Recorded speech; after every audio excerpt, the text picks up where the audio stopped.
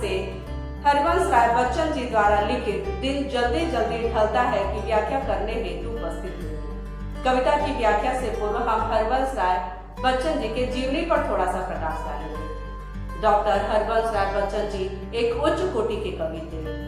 हिंदी फिल्मी जगत के महानायक अमिताभ बच्चन इन्हीं के सुपुत्र हैं। कुशल साहित्यकार हरिवंश राय बच्चन जी का जन्म 27 नवंबर 1907 के दिन बापूपट्टी गांव, जिला प्रतापगढ़ में हुआ था। इनकी प्रसिद्ध रचना मधुशाला आज भी श्रोताओं के मन को मोह लेती है। हरिवंश राय बच्चन जी ने 1938 ईस्वी में इलाहाबाद विश्वविद्यालय से अंग्रेजी साहित्य में एमए किया। वह 1952 तक इलाहाबाद विश्वविद्यालय में प्रवक्ता रहे।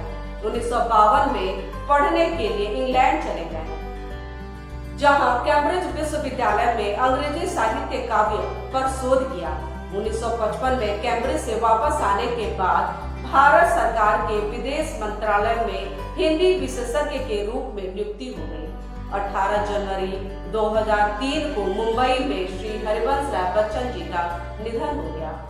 एक गीत कविता निशा निमंत्रण से उद्धृत इस गीत में कवि प्रकृति की दैनिक परिवर्तनशीलता के संदर्भ में प्राणी वर्ग के धड़कते हृदय को सुनने की काव्यात्मक कोशिश व्यक्त करते हैं। साथ ही समय के गुजरते जाने के एहसास में लक्ष्य प्राप्ति के लिए कुछ कर गुजरने का जज्बा भी लिए हुए हैं। अब हम कविता पर आते हैं।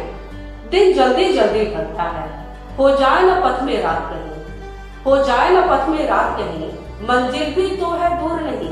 यह सोच थका दिल का पंथी भी जल्दी जल्दी चलता है, दिन जल्दी जल्दी ढलता है। यहाँ पर कवि प्रत्यक्ष रूप से तो यात्रा करने वाले व्यक्ति का चित्रण किए हैं, परंतु यह प्रतीकात्मक रूप से जीवन रूपी यात्रा का चित्रण भी है। जीवन रूपी दिन बड़ी तेजी से ढलता है। मनुष्य के मन में चिंता रहती है कि कहीं रास्ते में ही रात ना हो जाए, अर्थात जीवन का अंत उसी समय ना हो जाए, जबकि अभी मंजिल तक पहुंचना बाकी है। इसी कारण से वह अपनी गति को और तेज कर देता है, ताकि अंधकार होने से पहले वे अपने लक्ष्य पर पहुंच जाए। और यह सोच करके उसके मन का उत्साह और भी ज्यादा बढ़ जाता है। विशेष में भाषा सरल है, सहज है और भावानुकूल है, जिसमें खड़ी बोली का प्रयोग है। जल्दी जल्दी में पुनरुक्ति प्रकाश अलंकार है। वियोग श्रृंगार रस की अनुभूति है। जीवन को बिंब के रूप में व्यक्त किया गया है। तत्सम शब्दावली की प्रमुखता है। अगली पंक्ति की ओर बढ़ेंगे। बच्चे प्रत्याशा में होंगे, नीड़ों से झांक रहे होंगे, यह ध्यान परों में चिड़ियों के भरता कितनी चंचलता है, दिन जल्दी जल्दी ढलता है।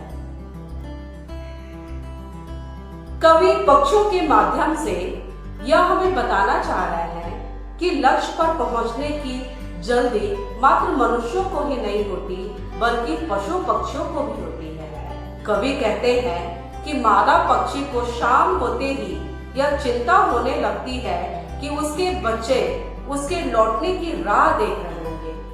वे व्याकुल होकर घोंसले से अपनी गर्दन निकालकर राह देख रहे होंगे। यह सोचकर पक्षियों के परों में और भी गति आ जाती है। वे देर किए बिना ही अपने बच्चों तक पहुंचने के लिए अपनी गति को बढ़ा देते हैं। शेष में भाषा सरल है, सहज और भावानुकूल है, जिसमें खड़ी बोली का प्रयोग है। जल्दी जल्दी में पुनरुक्ति प्रकाश अलंकार है। तत्सम शब्दावली की प्रमुखता है। अगली पंक्ति में उनसे मिलने को कौन विकल, हो जाऊं किसके हित चंचल, यह प्रश्न शिथिल करता पद को भरता उर्मे विह्वलता है, दिन जल्दी जल्दी ढलता है। हरिवंश राय बच्चन जी इस काव्यांश में कहते हैं कि वह संसार में अकेले हैं। उनसे मिलने के लिए कोई व्याकुल हो ऐसा प्रियजन है ही नहीं, तब वे किसके लिए शीघ्रता करें और घर की ओर भागे। बस यही प्रश्न उनके मन को उदास और तन की गति को कमजोर बना देता है। उनके हृदय में यह व्याकुलता भर जाती है कि दिन ढलते ही रात हो जाएगी और रात का एकांकीपन और उनकी प्रिया की वियोग वेदना उन्हें अशांत कर देगी। इससे उनका हृदय पीड़ा से बेचैन हो मिलता है। विशेष में एकांकी जीवन बिताने वाले व्यक्ति की मनोदशा का वास्तविक चित्रण किया गया है। भाषा सरल, सहज और भावानुकूल खड़ी बोली का प्रयोग है। मुझसे मिलने में अनुप्रास अलंकार है। मैं हो जाऊं किसके हित चंचल में प्रश्नालंकार है। तत्सम प्रधान शब्दावली है जिसमें अभिव्यक्ति की सरलता है। विद्यार्थियों, आप कविता के शब्दार्थ को अपने कॉपी में नोट कर लीजिएगा। शब्दार्थ: ढलता, समाप्त होता, पथ रास्ता, मंजिल लक्ष्य, पंथी यात्री, प्रत्याशा आशा, नीड़ घोंसला, पर पंख, चंचलता अस्थिरता, विकल व्याकुल, हित लिए अथवा वास्ते, चंचल क्रियाशील, शिथिल ढीला, पद पैर, उर हृदय, विह्वलता बेचैनी अथवा भाव आतुरता।